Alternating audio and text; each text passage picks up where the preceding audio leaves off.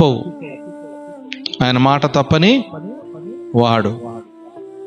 మనం చదువుకున్న లేఖనములో త్రోవ పక్కన కూర్చున్న ఒక గుడ్డి భిక్షగాడు. ఈ గుడ్డి భిక్షగాడి నుంచి మనం నేర్చుకోవాలి. ఆయన ఆ దారి పొంటున్న ఆయన ఆ యెరికో పట్టణముకు సమీపించినప్పుడు, యేసుక్రీస్తు వెళ్ళినప్పుడు ఆ దారి పక్కన కూర్చున్న ఈ భిక్షగాడు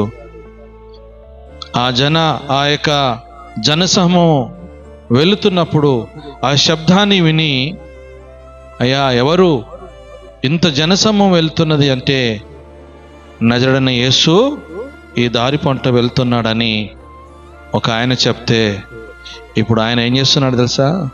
దావీదు కుమారుడా, నన్ను